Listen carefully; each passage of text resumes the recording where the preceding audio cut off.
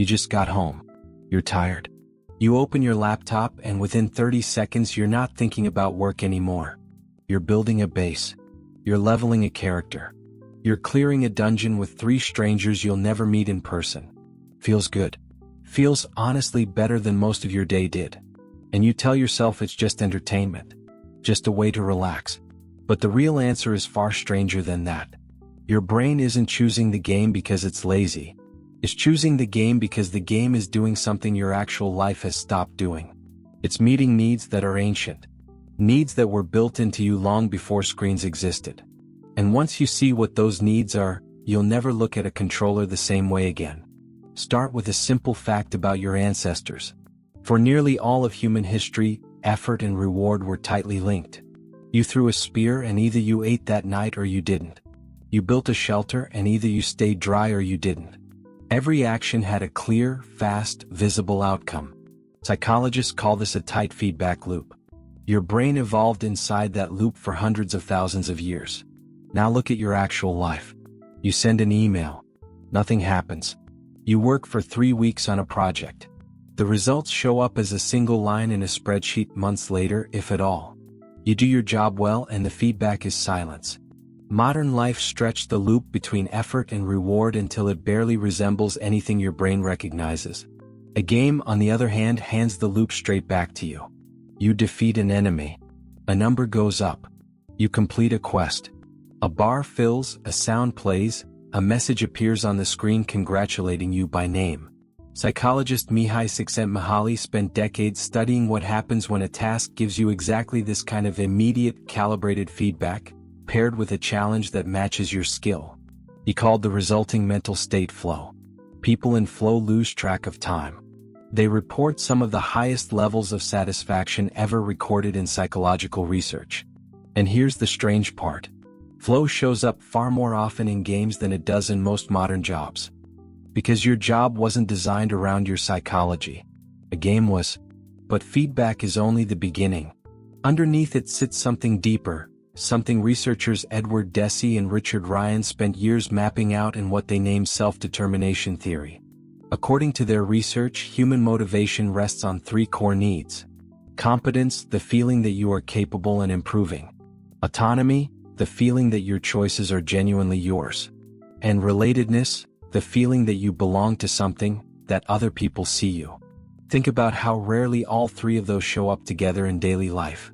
At work, you might feel competent, but your choices are dictated by a manager.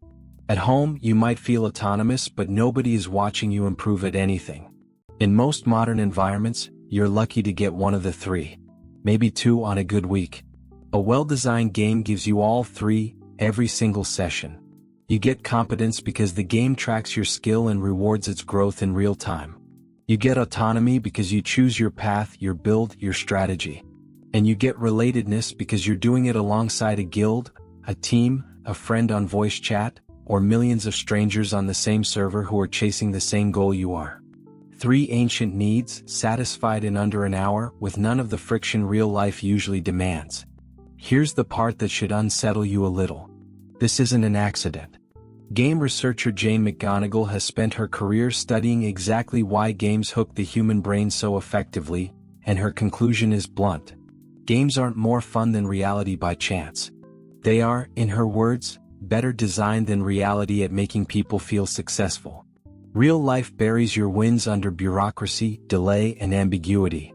A game strips all of that away and hands you the feeling you were chasing directly. So ask yourself something. When you choose the game over the walk outside, over the phone call, over the unfinished project on your desk, are you really choosing escape? Or are you choosing the only environment left in your day that still behaves the way your ancestors' world used to behave? There's a twist hiding inside all of this, and it's the part most people miss.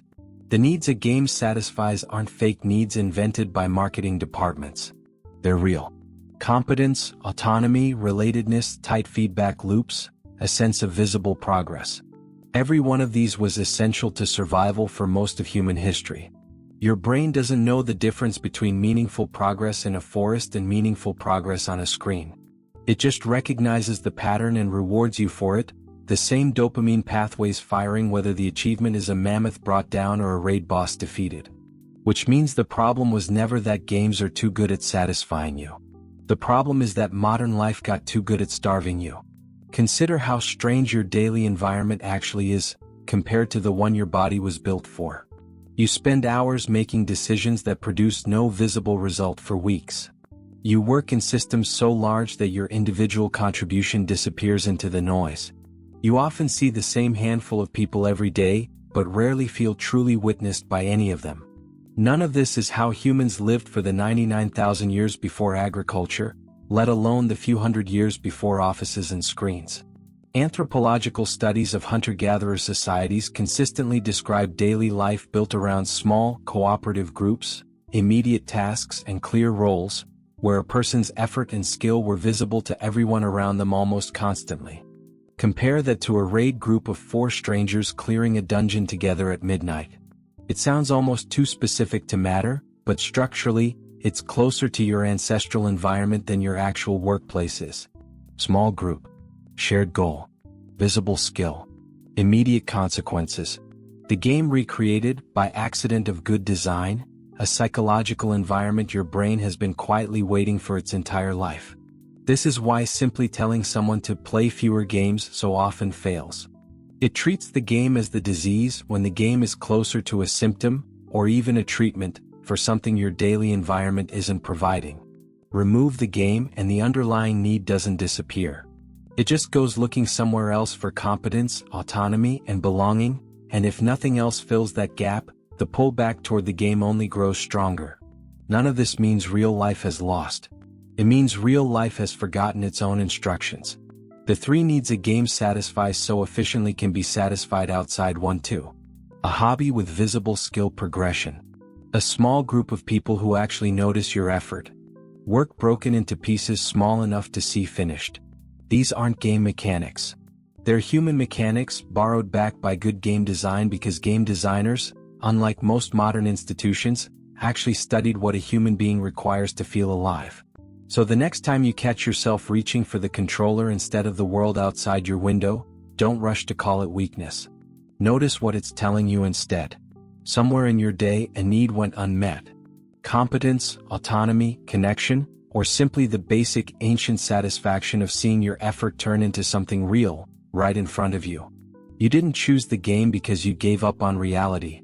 You chose it because, for one evening, it remembered how to treat you like the creature you actually are.